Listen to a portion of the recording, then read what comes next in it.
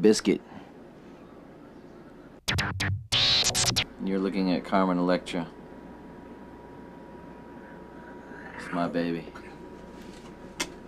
I'm waiting on her right now as we speak. Just had a new record come out. Significant Other. Probably hate it. And if you do, fuck you. This was pretty much a pretty deep journey into my soul from all the bullshit I've dealt with in my life, and from before I had a record deal until now. I mean, just because you get a record, put a record out and blow up doesn't mean the bullshit goes away. It just gets thicker. And this record is that journey. It's about betrayal. It's about my significant others. Every song has somebody's name on it. You know what I mean? I'm just not gonna tell you who, but they know who they are. You know who you are. I don't know. We just were like, man, we want the hip hop to be. If we're gonna, whatever we're feeling. I think right now it's really clean and clear. We produced it. Terry Date engineered it and co-produced it with us, and Brendan O'Brien mixed it. And we were just like, more melodies, more hip hop, more heavy grooves, fatter beats. Just that journey. I feel like this is like the nothing shocking of the new millennium. This is the never mind of this. Of this. I think that we're lucky with our DNA and structure in our band, with the people that are in it. We've just figured out a way to balance it out. That balance, and that's what I feel. I could be wrong. We could really suck. You know what I mean? But I'm feeling that balance good, man. I'm feeling like it just feels right. It feels good. Listen, look, and learn. A lot of people are gonna be like, oh, I don't know about this record. I don't know. You guys are. This doesn't sound like the first record. Well, if you wanted us to make the first record twice, then you're the one that are stuck in the fucking past, and you're not growing or maturing at any rate, and we are. And we feel like our fans that got our first record, they grew, and time goes along for them just like it does for us. We all grow together, and they want more from us, and we had to go to another level, a deeper level, a better level, a more intimate level. We made a record that's good for live. We made a record that's good for 90-80% of people feel the feelings I'm talking about, and want to go get all artsy and speak about things nobody would experience or feel. In your fucking face. Break Stuff. It's about one of them days you just wake up. And, that day I wrote that song, I was just fucking sick of so much he says, she says bullshit. Like when you start blowing up, everybody's got something to say. Oh, I heard this, and so-and-so said this, and this magazine said this and that. Fuck you, because writers and magazines are fucking drama. They gotta create drama, or it's not any good. It's their job.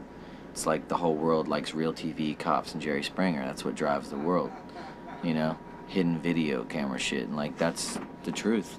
So they need some drama. Everything can't be good, but Break Stuff is just that day.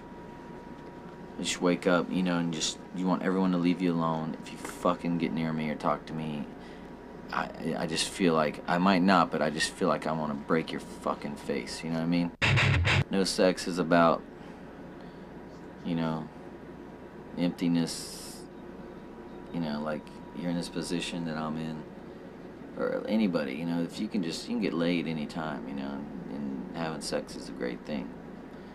But if you want a relationship or you want anything special, maybe you like this girl a lot and you guys are really into each other, and it's all going killer until you fuck, or until anything intimate happens. And afterwards, if you notice you're not that close, or things aren't the same, or you're kind of over her, or she's over you. It doesn't always happen that way, but it just happens to happen that way with me, you know what I mean?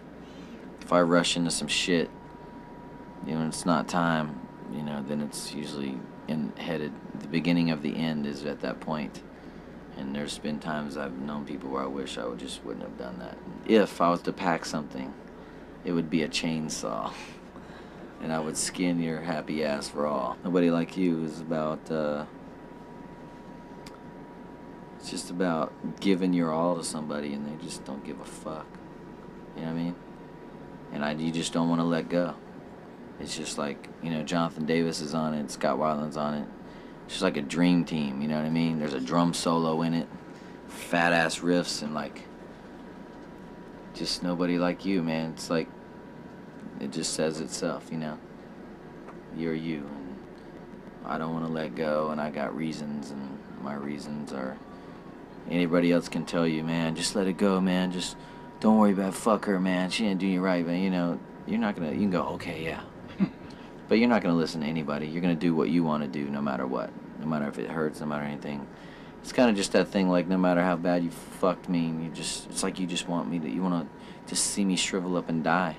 But I can't let you go. It's just fucked up. Yeah, shipped 1 million. It's, yeah, the first day we sold like almost 150,000 copies. Yesterday, or day before yesterday. It's ridiculous, dude. I mean, it's like, you know what? I'm feeling it. It's crazy. It's happening. But I feel like we've been playing some, dude, we've been touring like a motherfucker. You know, and like, we started out having no space at the beginning, just opening for bands and Korn, and, you know, to be in the second band, to be in mix of bands, to be in a headliner, to back to opening up now to be in a headliner, and it's just our time, I think. I think it's just time for Limp Bizkit. I think everybody has their time, and what we did was beat the sophomore jinx, and what we got to do now is what we will do is go back in January and record another record, and just have that record blow this record away. You know, we keep being ourselves, being real, keep our feet on the ground, remembering how we got there and who we really are and what we're all about, and just keep writing fat shit, then we're not going to have a problem. We're not going to just fizzle away. There's something special. There's something, all these other bands or anybody compared us to before, it's like, there's really something special about this band. It's about the vibe, about the music, it's a little bit different than anybody. It's like, wow, I could like them for this freaking reason, this reason.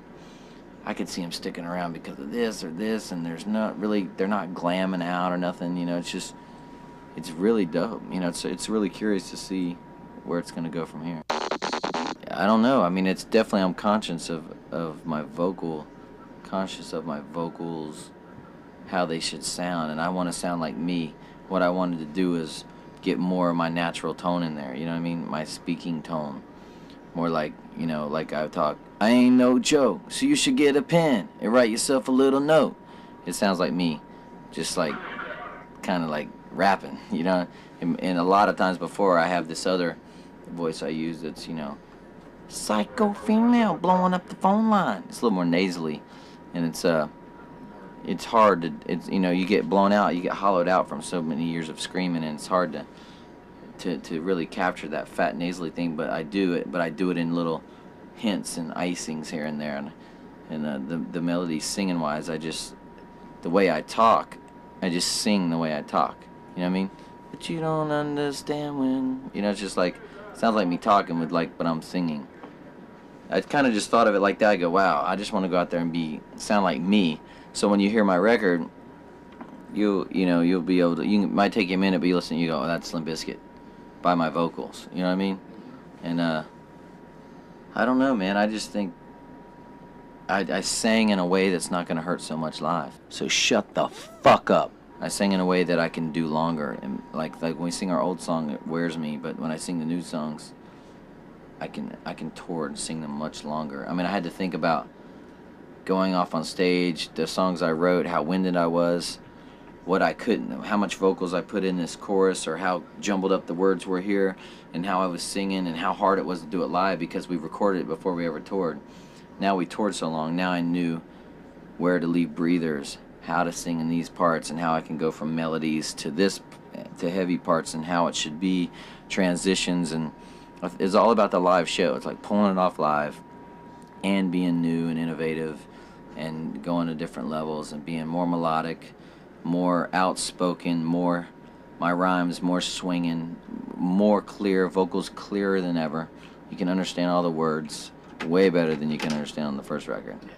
And All those things. I thought about so many fucking things. It was unbelievable. It was just like, still haven't even come close to perfecting it, but I'll get it closer on the next record. There's nothing wrong with having influences out there. If you're influenced by somebody and they touch you enough for you to create things, it's a great thing. You know, we're influenced by so many different kinds of music and different people. And people, you know, we just make sure you can tell what influences us by listening to it. From Jane's Addiction to Tool to Eric B. and Rakim to fucking anything, you can tell.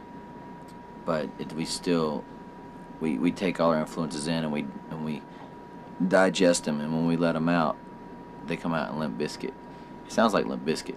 It just sounds like, wow, this song was influenced by that. You can tell, but still, you're like, well, it sounds like Limp Bizkit. Well, I just became the vice president of the Interscope, and that's a huge step, huge salary, huge everything. So it's got marketing ideas out of my ass, and I'm just looking for those bands. I'm gonna go on a nationwide search and handpick them, and I'm writing movies and want to direct, film. You know, there's a lot of time. I mean, I got to devote all my. Limp Bizkit got me in the door, but when you're off tour, there's a lot of downtime.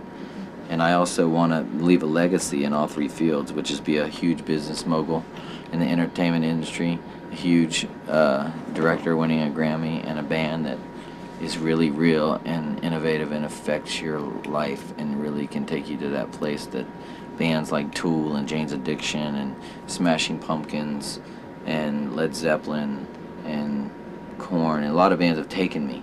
I think we have the capability, and I do, to be all those things, major in all those fields. And spreading yourself thin isn't the word. There's an old saying, if you want something done, give it to a busy guy. I like that band Simon Says. I wish they'd have got a different producer to do their record, a different record label. They're good. I think 30 Seconds to Mars is good. They're dope. I'm getting ready to sign those guys, I think. This band Score from England, they're dope. I actually like this Society 1. I only heard like 2 songs though. Yeah, I need to see it. I only saw it a little bit on a porno once.